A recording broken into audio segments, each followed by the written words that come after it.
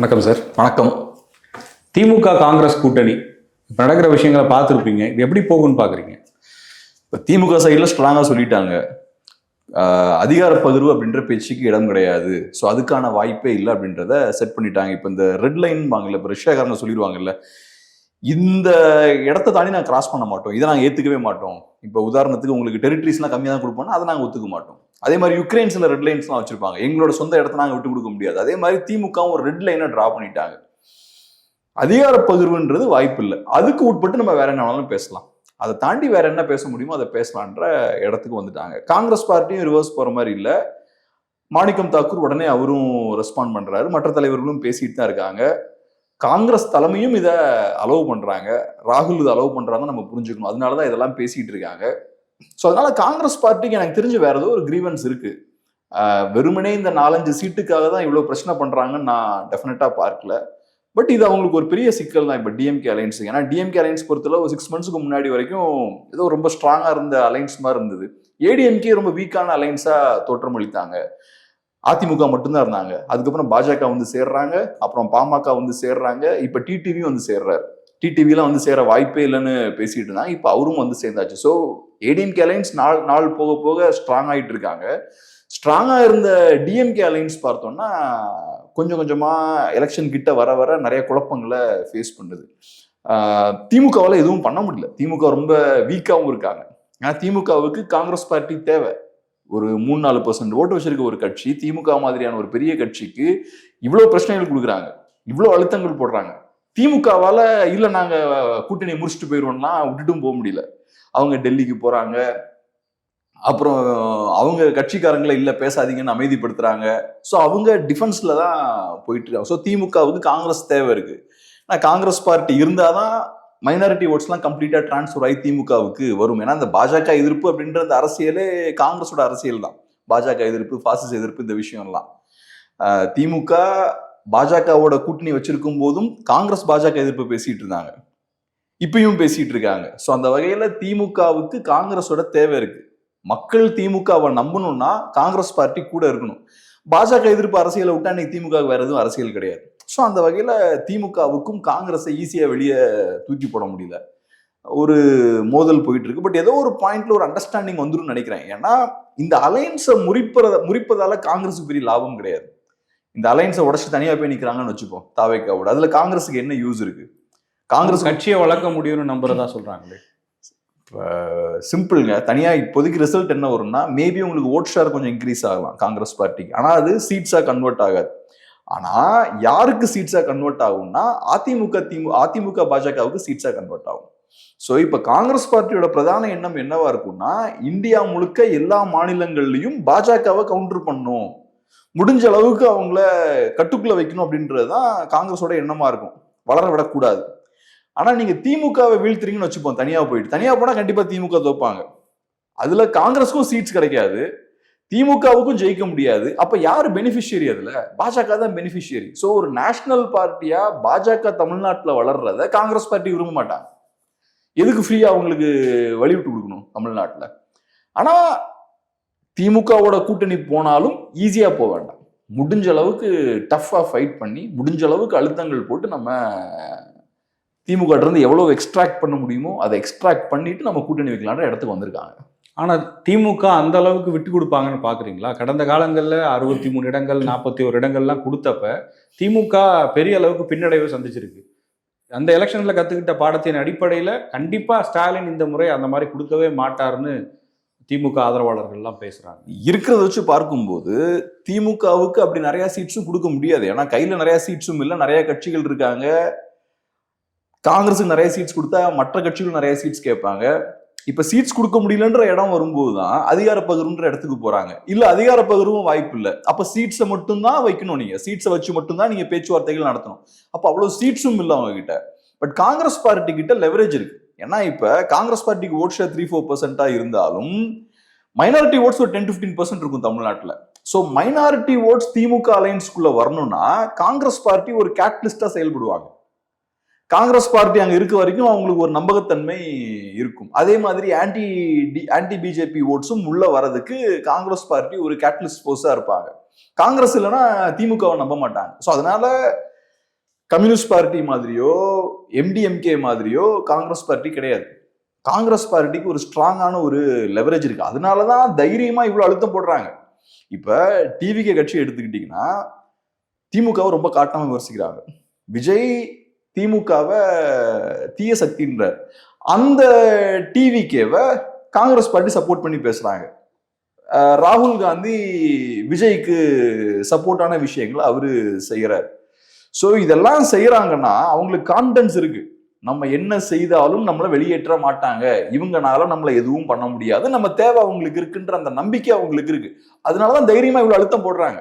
நான் சொன்ன மாதிரி இந்த அலையன்ஸ் முறிஞ்சதுன்னா காங்கிரஸுக்கும் பிரச்சனை இருக்கு. காங்கிரஸுக்கு அதுல ஒன்றும் லாபம் இல்லை. அப்கோர்ஸ் முக்கியமான பிரச்சனை திமுகவுக்கு தான். ஏன்னா அசம்பிளி எலெக்ஷன்ன்றது திமுகவுக்கு தான் முக்கியம். ஆனா காங்கிரஸுக்கும் அதுல ஒன்றும் லாபம் இல்லை. திமுகவை தோக்கடிக்கிறனால காங்கிரஸுக்கு என்ன லாபம் இருக்க போகுது? காங்கிரஸுக்கு என்ன லாபம் வரணும்னாலும் திமுக வழியே தான் வர முடியும். பட் இருந்தாலும் இப்ப காங்கிரஸுக்கு தெரியுது நம்மள ஒன்றும் பண்ண முடியாது இவங்கனால. ஸோ முடிஞ்ச அளவுக்கு அழுத்தம் போடுவோம், நிறைய பிரச்சனைகள் கொடுப்போம், வர வரைக்கும் லாபம், மேக்சிமம் எவ்வளவு எடுக்க முடியுமோ அவ்வளவு எடுப்போம், பாத்துக்கலான்றாங்க. காங்கிரஸ் டிவிகே ஒன்னா சேர்ந்தாலும் அது சீட்டா கன்வெர்ட் ஆகாதுன்னு எப்படி கன்வெர்ட் ஆகும்? டிவிகே கிட்ட என்ன ஓட்ஸ் இருக்குன்னு நமக்கு தெரியல. எதை நம்பி டிவிகே கூட போவாங்க? இப்ப சும்மா அந்த கருத்து கணிப்புகள் அது இதுன்னு எதையாவது சொல்லிட்டு இருக்காங்க. இதெல்லாம் ப்ரொபகண்டாங்க. 2 கோடி ஓட்ஸ் இருக்கு, 2.5 கோடி ஓட்ஸ் இருக்கு, 40% ஓட்ஸ் இருக்கு எங்களுக்கு. இது எல்லாமே பிரச்சாரம். இது கருத்து கணிப்பு முடிவுகள் இல்லை. இப்போ ஒரு கருத்து கணிப்புன்றது அது நேர்மையா எடுக்கணும், எடுத்து முடிச்சதுக்கு அப்புறம் அதை நேர்மையா பப்ளிஷ் பண்ணணும். அது ப்ராப்பரான ஒரு கருத்து கணிப்பு முடிவுகளா இருக்கும். இப்ப இவங்க சொல்ற அந்த 40% இந்த இதெல்லாம் இது ப்ரொபகண்டா. மக்கள் மத்தியில ஒரு கருத்துருவாக்கம் பண்றதுக்காக இது ரிலீஸ் பண்றாங்க. இன்னைக்கு கருத்து கணிப்பே ஒரு ப்ரொபகண்டாவா மாறிடுச்சு. வரிசையா பார்த்தோம்னா எனக்கு தெரிஞ்ச ஒரு 100 நிறுவனங்கள் பம்பாட் பண்றாங்க. ஏகப்பட்ட கருத்து கணிப்பு முடிவுகளை வெளியிடுறாங்க. இதுல என்ன யூஸ் இருக்கு? ஒரு 40 பேர் அதிமுக ஜெயிக்குதுன்றாங்க, இன்னொரு 40-50 பேர் திமுக ஜெயிக்குதுன்றாங்க. இதுல நம்ம என்ன கன்க்ளூஷனுக்கு வர முடியும்? அப்புறம் கடைசியில எலெக்ஷன் முடிஞ்சதுக்கு அப்புறம் ஒரு 40 பேர் என்ன சொல்லுவாங்க? நாங்க சொன்னதான் கரெக்டா நடந்ததும்பாங்க. அப்கோர்ஸ் இங்க 2 அணி தான் இருக்கு.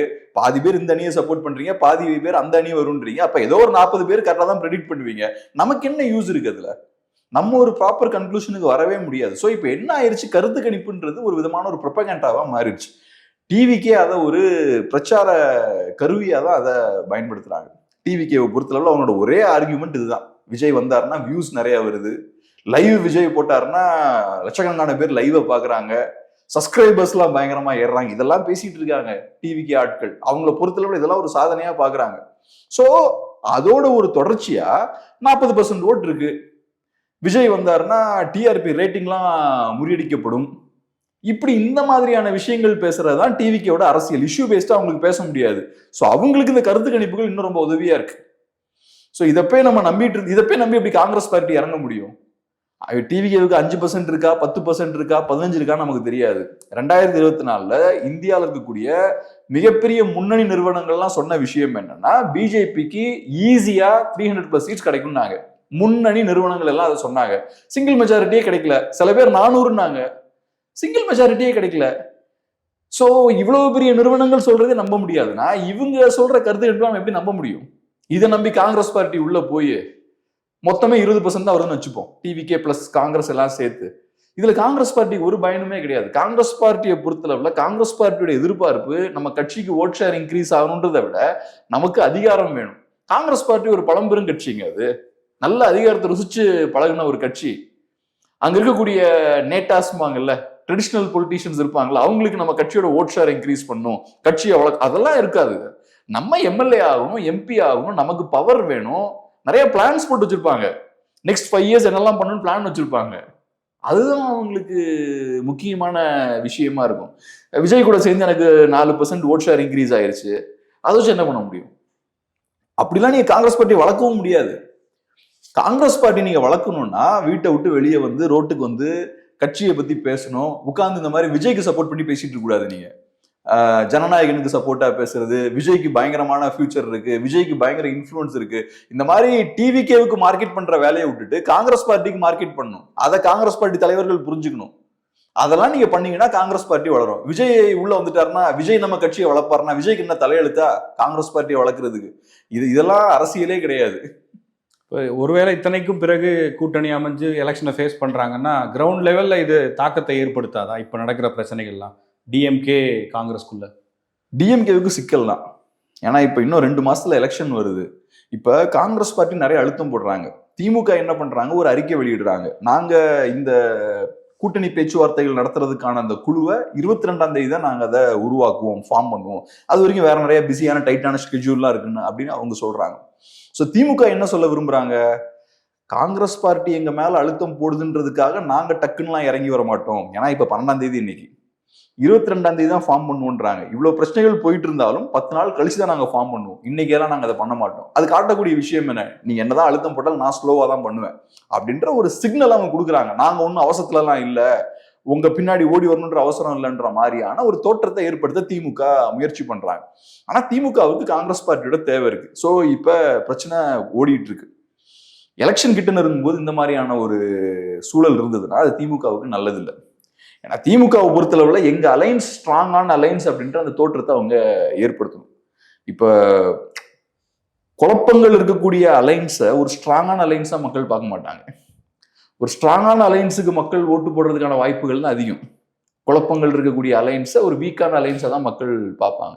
ஸோ அந்த வகையில 4.5 வருஷமா அதிமுக கூட்டணி வீக்கா இருந்தது. ஆனா எலெக்ஷன் கிட்ட வரும்போது ஓரளவுக்கு ஸ்ட்ராங் ஆகுது.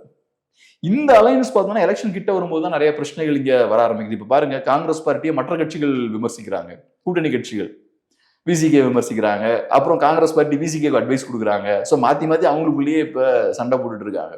இது எப்படி கரெக்டான ஒரு விஷயமா இருக்கும்? அவங்களுக்கு சிக்கல் தான் எலெக்ஷன் கிட்ட இருக்கும்போது. காங்கிரஸ் இந்த மாதிரியான வேலைகளை பார்க்குறாங்க.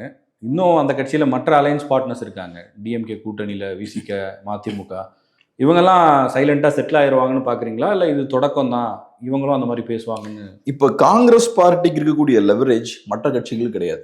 இப்ப காங்கிரஸ் பார்ட்டியால இவ்வளவு அழுத்தங்கள் போட முடியுது. இவ்வளவு அழுத்தங்கள் போட்டும் திமுக காங்கிரஸ் பார்ட்டிக்கு எதிராக எதுவும் செய்யல, கூட்டணியை முறிச்சுக்கல. அது காட்டக்கூடிய விஷயம் காங்கிரஸ் பார்ட்டியோட தேவை திமுகவுக்கு இருக்கு. காங்கிரஸ் பார்ட்டி பெருசா இதை டெலிவர் பண்றாங்க திமுகவுக்கு, இல்லைன்னா தூக்கி போட்டுருப்பாங்கல்ல. திமுக ப்ராப்பரான கமர்ஷியல் பார்ட்டி, ஒரு கட்சியால எனக்கு பிரோஜனம் இல்லைன்னா தூக்கி போட்டுருவாங்க. ஆனா காங்கிரஸ் பார்ட்டி கையில இருக்கக்கூடிய இந்த ஆயுதம் இருக்குல்ல, இந்த லெவரேஜ் இருக்குல்ல, அது கம்யூனிஸ்டுகள் கையில இருக்கான்றது கேள்வி. விசிகேவுக்கும் அதே தான். நான் சொன்ன மாதிரி காங்கிரஸ் பார்ட்டி திமுகவுக்கு ஒரு நம்பகத்தன்மையை கொடுக்குது. இது பாஜக எதிர்ப்பு அணி, பாஜக எதிர்ப்பு கட்சி அப்படின்ற அந்த நம்பகத்தன்மையை கொடுக்குது. அது ரொம்ப அவசியம். அது இருந்தாதான் திமுகவோட அரசியல் செல்லுபடி ஆகும். நான் சொன்ன மாதிரி திமுகவுக்கு பாஜக எதிர்ப்பு தவிர ஒரு அரசியலும் கிடையாது. வெறும் பாஜக எதிர்ப்பு மட்டும்தான். எங்களுக்கு கரப்ஷன் இருக்கா, கரப்ஷன் இருக்கு. நிர்வாகத்துல பிரச்சனை இருக்கா, இருக்கு. பட் இருந்தாலும் நீங்க எங்களுக்கு தான் ஓட்டு போடணும். ஓட்டு போடலன்னா பாஜக உள்ள வந்துடும். இவ்வளவுதானே அவங்க அரசியல். சோ காங்கிரஸ் அந்த அரசியலை செல்லுபடி ஆகாது. சோ அந்த அரசியல் ஒர்க் அவுட் ஆகணும்னா காங்கிரஸ் வேணும். கம்யூனிஸ்டுகளுக்கு அந்த மாதிரியான பெரிய லெவரேஜ் இல்லையே. காங்கிரஸ் பார்ட்டி கையில் இருக்கக்கூடிய அந்த லெவரேஜ் கம்யூனிஸ்டுகள் கிட்ட இல்லை. ஆனா கண்டிப்பா நீங்க காங்கிரஸ்க்கு நிறைய சீட்ஸ் கொடுத்தீங்கன்னா திமுகவுக்குள்ளே நிறைய பிரச்சனைகள் வரும்.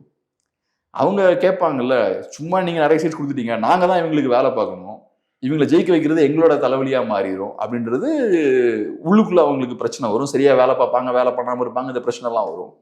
ரெண்டாவது, மற்ற கட்சிகளும் அதிகமான சீட்ஸ் கேட்பாங்க. காங்கிரஸ் பார்ட்டி அளவுக்கு கேட்கலன்னா கூட, இப்ப காங்கிரஸ்க்கு ஒரு 5 சீட் கொடுக்குறீங்கன்னு வச்சுப்போம், மற்றவங்க 1-2 கேட்பாங்க. விசிகேயோட பிளான் என்னவா இருக்கும்? அவங்க தான் இந்த தேர்தலில் இந்த மாதிரியான விஷயங்களை பேசுவாங்கன்னு எல்லாரும் எதிர்பார்த்தாங்க. ஆனா காங்கிரஸ் அந்த ரோலை எடுத்துக்கிட்ட மாதிரி தெரியுது. விசிகே கொஞ்சம் அமைதியா இருக்க மாதிரியே தெரியுது. அதான் நான் சொன்ன மாதிரி விசிகேவுக்கு அந்த அளவுக்கு லெவரேஜ் இல்லை. அது போக அவங்க ஸ்ட்ராங்கான அலைன்ஸ் பார்ட்னர் தானே. கிரவுண்ட் லெவல்ல ஒர்க் பண்றதுக்கான கேடர்ஸ் இன்னைக்கு இருக்காங்கன்னா டிஎம்கே அலைன்ஸ்ல விசிகேக்கு தானே. அது ரைட்டு.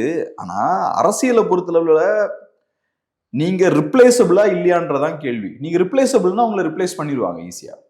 இப்ப நம்ம இருக்கோம், இப்ப நான் ஒரு கம்பெனில வேலை பார்க்குறேன். என்னோட பார்கெனிங் கெப்பாசிட்டி எப்போ இன்க்ரீஸ் ஆகும்? அந்த கம்பெனிக்கு என்னோட தேவை இருக்கணும்.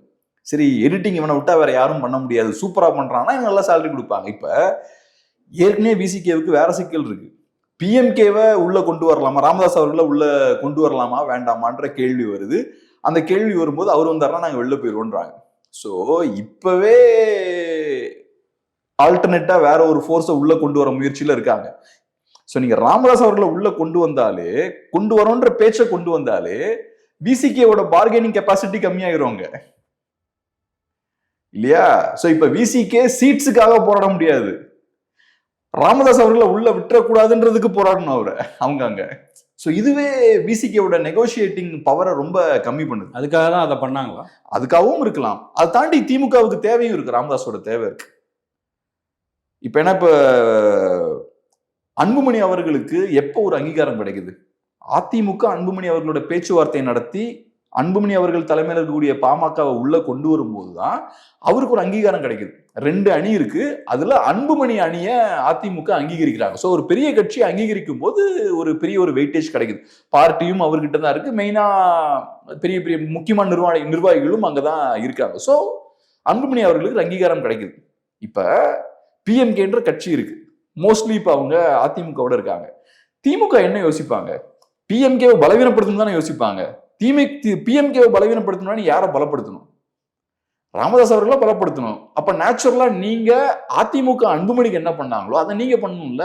அப்ப நம்மளும் கூப்பிட்டு ராமதாஸ் அவர்களை பேச்சுவார்த்தை நடத்துவோம், நடத்தி அவரை ஃபார்மலா அலைன்ஸ்குள்ள கொண்டு வருவோம். அப்ப அது ஒரு ஹைப்பை கிரியேட் பண்ணும். பிஎம்கேவுக்கு பேரலா இன்னொரு பிஎம்கே இங்க இருக்குன்ற மாதிரி நீங்க காட்டுவீங்க. அது இந்த 1 year பெல்ட்ல ஓட்ஸை உடைக்கும். அதுதான ஸ்ட்ராட்டஜியா இருக்கும். ஸோ அந்த ஸ்ட்ராட்டஜி தேவை. குறிப்பா கொங்கு பகுதியிலலாம் ஓட்ஸை உடைக்கிறதுக்கு அந்த ஸ்ட்ராட்டஜி ரொம்ப அவசியம். ஆனா எனக்கு என்னன்னா, இப்ப மதிமுகவையோ இல்ல வேற ஏதாவது கட்சிகளை இழக்க தயாரா இருக்கக்கூடிய திமுக ஒருவேளை அப்படி இருக்குன்னா அதே லெவல்ல விசிகாவை பார்ப்பாங்களா? ராமதாஸ் வந்தா போதும்னு திருமாவை விட்டுருவாங்களா? இல்ல, எனக்கு அது பண்ணுவாங்கன்னு நான் சொல்ல வரல. ராமதாஸ் அவர்கள் வந்தா திமுகவுக்கு அதுல லாபம் இருக்கு, அதனாலதான் அந்த ஆப்ஷனை அவங்க எக்ஸ்ப்ளோர் பண்றாங்க. அந்த ஆப்ஷனை திமுக எக்ஸ்ப்ளோர் பண்றதுனாலதான் விசிகேவும் பதறாங்க. இப்ப ராமதாஸ் அவர்கள் உள்ளதான் நான் வெளில போயிருவேன், அதனாலதான் அவர் சொல்றாரு. அந்த பிரச்சனை இருக்கு, அந்த த்ரெட் இருக்குன்றது திருமாவர்களுக்கும் தெரியுது. திமுக கடைசியில என்ன பண்ணுவாங்கன்னு எனக்கு தெரியல. ராமதாஸை சூஸ் பண்ணுவாங்களா, விசிகேவை சூஸ் பண்ணுவாங்களான்னு எனக்கு தெரியல. இல்ல ராமதாஸ் உள்ள வந்தும் திருமாவர்கள் சொன்ன மாதிரி வெளியே போகாம கூட இருக்கலாம். பொலிட்டிக்ஸ் தானே இதெல்லாம், சொன்னதெல்லாம் செய்யணும்லாம் ஒன்றும் அவசியம் கிடையாது. ஸோ என்ன நடக்கும்னு நமக்கு தெரியல. பட் நான் சொல்ல வர்றது என்னன்னா, ராமதாஸ் அவர்களை பலப்படுத்தினா திமுகவுக்கு லாபம் இருக்கு. ராமதாஸ் அவர்களை பலப்படுத்தி அவருக்கு ஒரு அங்கீகாரத்தை கொடுத்து ஊடக வெளிச்சத்துல அவர் பக்கம் திருப்பினா திமுகவுக்கு லாபம் இருக்கு அதுல. ஸோ அப்ப உள்ள கொண்டு வரணுன்ற முயற்சிகள்ல தான் கண்டிப்பா அவங்க ஈடுபடுவாங்க. ஸோ நேச்சுரலா அப்ப விசிகேவோட பார்கெனிங் கெப்பாசிட்டி கம்மியாயிருமே. இந்த இடத்துல இருந்துகிட்டு நீங்க எப்படி நிறைய சீட்ஸ் கேட்பீங்க? இப்போ இதுல தேமுதிகவை அவங்க திமுக கூட்டணிக்குள்ள கொண்டு வருவதற்கான முயற்சி இருப்பதா செய்திகள்லாம் வந்துச்சு. தேமுதிகவை ஏன் கொண்டு வரணும் அவங்க? அப்படி அதுக்கான ஒரு தேவை திமுக கூட்டணியில் இருக்கா? கொஞ்சம் கம்மியா தான் இருக்கு. ஏன்னா இப்ப தேமுதிக வழியா என்ன நடக்க வாய்ப்பு இருக்கு? வந்தாங்கன்னா ஒரு கொஞ்சம் சின்ன ஓட் ஷேர் அவங்களுக்கு இருக்கு. மோஸ்ட்லி லிங்குஸ்டிக் மைனாரிட்டி ஓட்ஸை உள்ள கொண்டு வருவதற்கு தேமுதிக யூஸ்ஃபுல்லா இருக்கலாம். எப்படி காங்கிரஸ் பார்ட்டியை யூஸ் பண்ணி, காங்கிரஸ் பார்ட்டி ஒரு கேட்டலிஸ்ட் ஃபோர்ஸா இருப்பாங்க, நல்ல ரிலீஜியஸ் மைனாரிட்டிஸை உள்ள கொண்டு வர. ஸோ லிங்குஸ்டிக் மைனாரிட்டிஸை உள்ள கொண்டு வரதுக்கு தேமுதிக ஒரு கேட்டலிஸ்ட் ஃபோர்ஸா இருப்பாங்க. அதுக்கு ஏற்கனவே எம்டிஎம்கேவும் உள்ள இருக்காங்க. எம்டிஎம்கேவும் ஏறக்குறைய அந்த வேலையை தான் பாக்குறாங்க. ஸோ அதனால டெக்னிக்கலா பார்த்தா திமுகவுக்கு டிஎம்டிகேவோட தேவை இல்லை. ஆனா ஸ்டாலின் அவர்கள் ஓவர் காஷியஸா இருக்காரு. இவ்வளவு பெரிய அலைன்ஸை கட்டி இழுத்துட்டு இருக்காரு அவர் இவ்வளவு நாட்களா. அது காரணம் என்னன்னா, அவர் கொஞ்சம் இன்செக்யூர்டா இருக்காருன்னு பாக்குறேன். எப்படியாவது இந்த எலெக்ஷனை ஜெயிச்சிடணும், எந்த வாய்ப்பையும் கொடுத்துடக்கூடாது, தோக்குறோன்ற பேச்சே இருக்கக்கூடாது, 100% ஜெயிச்சே தீரணும். இப்போ ஒரு குறிப்பிட்ட மக்களோட ஓட்ஸை டார்கெட் பண்றீங்கன்னா அந்த மக்களை வச்சு அரசியல் பண்ற எல்லா கட்சிகளையும் தூக்கி நீங்க கூட்டணிக்குள்ள போடணும் அவசியம் கிடையாது. பொதுவா ஒரு அலைன்ஸ் ஒரு பார்ட்டியை உள்ள எடுத்துக்கும், இன்னொரு அலைன்ஸ் இன்னொரு பார்ட்டியை உள்ள எடுத்துக்கும். இப்போ முஸ்லீம் ஓட்ஸ் இருக்குன்னா ஒரு முஸ்லீம் கட்சியை திமுக வாங்கிப்பாங்க, அலைன்ஸ் எடுத்துப்பாங்க. இன்னொரு முஸ்லீம் கட்சியை அதிமுக அலைன்ஸ் எடுத்துப்பாங்க.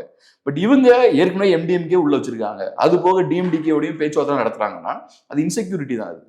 ஆனா டெக்னிக்கலா பார்த்தோம்னா அந்த அளவுக்கு தேவை இல்லை, டிஎம்டிகேவோட தேவை அந்த அளவுக்கு இல்லை. பட் நான் என்ன சொல்லுவேன்னா, இப்ப எம்என்எம்லாம் நிறைய சீட்ஸ் கேட்கறாங்கன்றாங்க, அவங்களுக்குலாம் ஒன்றும் பெரிய சீட்ஸ் கொடுக்க வேண்டாம். அவங்களுக்குலாம் என்ன பேஸ் இருக்கு?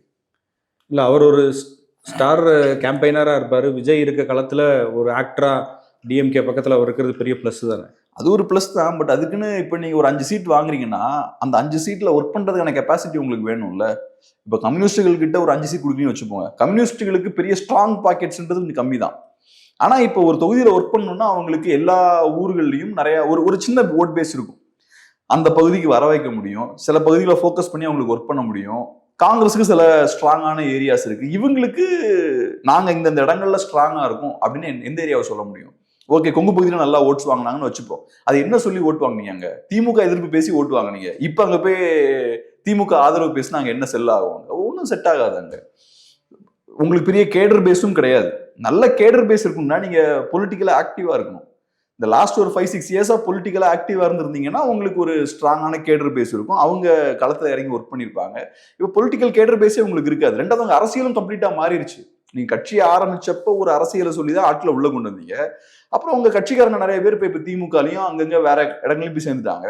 இப்ப நீங்க வேற ஏதோ அரசியல் பேசிட்டு இருக்கீங்க. சோ உங்களுக்கு கேடர் பேஸும் இப்போ உங்களுக்கு இல்ல. அப்ப நீங்க ஒரு 5 சீட் கொடுத்தாலும் அதை ஹேண்டில் பண்ண முடியாது. 5 தொகுதின்றது சாதாரண விஷயம் கிடையாது. 5 தொகுதியை நீங்க வாங்கிட்டு அங்க கிரவுண்ட்ல போய் பூத் லெவல்ல ஒர்க் பண்ணணும்னா நீங்க கம்ப்ளீட்டா திமுகவை டிபெண்ட் ஆயிருப்பீங்க. அவங்க எந்த அளவுக்கு உங்களுக்கு ஒர்க் பண்ணுவாங்கலாம் தெரியாது. சோ அதனால ஒரு அடிப்படை கட்டமைப்பு இல்லாத கட்சியால பெருசா எலெக்ஷன்ஸை கையாள முடியாது. இன்னொன்று, இந்த கூட்டணிக்கெல்லாம் போகாமல் வெளியே இருக்கிற கட்சிகள், ராமதாஸ் ஒரு பக்கம் இன்னும் அவரை டிசைட் பண்ணலை, பிரேமலதா, இவங்களை தவிர ஓபிஎஸ், சசிகலா, இவங்க என்ன பண்ண போறாங்கன்ற ஒரு கேள்வி வருது. அவங்கள வெளியில வச்சு ஏதாவது அரசியல் இருக்குமா? அதில் அவங்கள தனியாக நிற்க வச்சு இதில் ஒரு பாலிடிக்ஸ் பண்ணணும். டிடிவி அவர்கள் எப்ப ஏடிஎம்கேல போய் சேர்ந்தாரோ அப்பவே சசிகலா அவர்களோட பொலிட்டிக்ஸுக்கான ஒரு ஸ்பேஸ் கிரியேட் ஆகுது. ஏன்னா டிடிவி அவர்களை பொறுத்தளவுல அமமுக அப்படின்ற ஒரு கட்சியை ஆரம்பிக்கிறார். அந்த கட்சியை ஏன் ஆரம்பிக்கிறாங்க? ஒண்ணு,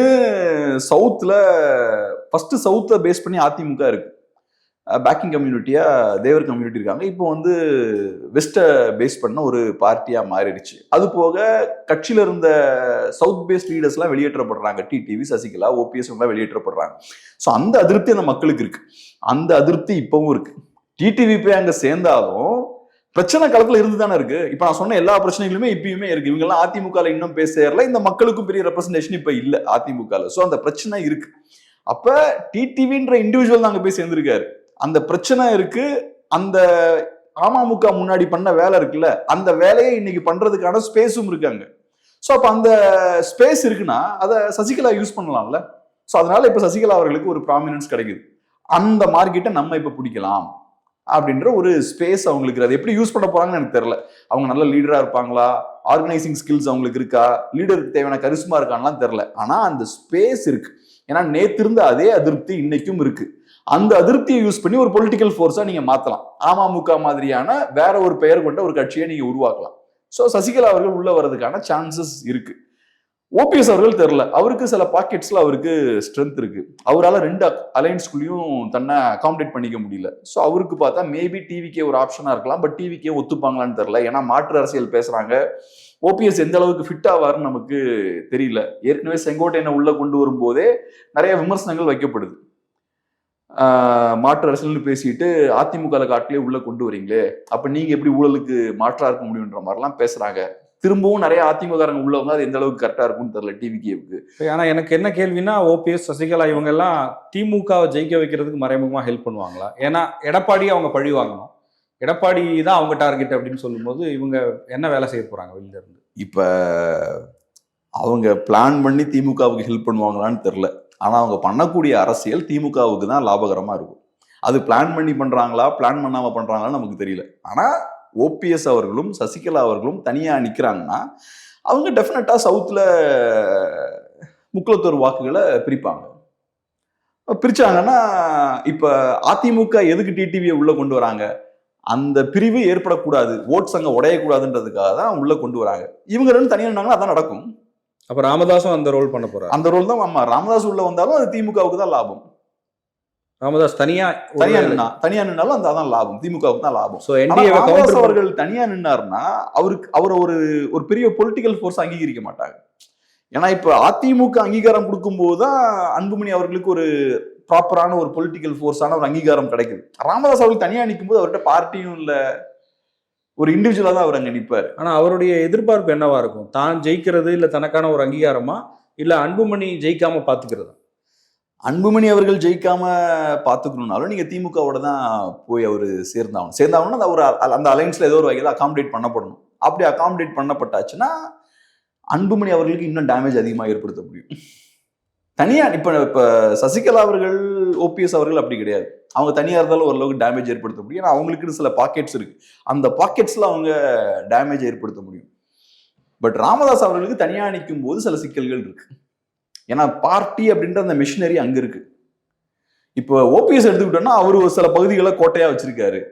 அவர் தனியா வந்ததுக்கு அப்புறமா அந்த அவரோட கோட்டைகள்ன்றது அவரோட ஸ்ட்ராங் ஹோல்டா தான் இருக்கு. இன்னைக்கும் அவருக்கு நல்ல ஓட்ஸ் அங்க வாங்க முடியுது.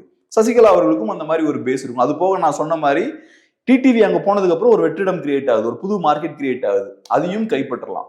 அந்த அந்த குரூப் வந்து ஓபிஎஸ் டீம் போலாம், சசிகலா டீம் போலாம், வந்தாங்கன்னா போலாம். ஸோ அந்த ஒரு ஏரியா இருக்கு. பட் இவருக்கு அந்த சிக்கல் அப்படி நம்ம சொல்ல முடியாதுல்ல. இப்பதான் உடஞ்சு வந்திருக்காரு, தனியாவும் இருக்காரு, பார்ட்டியும் இல்லை. ஸோ கொஞ்சம் ஏஜும் ஆயிருக்கு ராமதாஸ் அவர்களுக்கு. இந்த ஃபேக்டர்ஸ்லாம் இருக்குல்ல. எனக்கு தெரிஞ்ச திமுக அவருக்கு ஒரு அங்கீகாரம் கொடுத்தாங்கன்னா ஒரு வெயிட்டேஜ் கிடைக்கும் அவருக்கு. Thank you sir. தேங்க்யூ.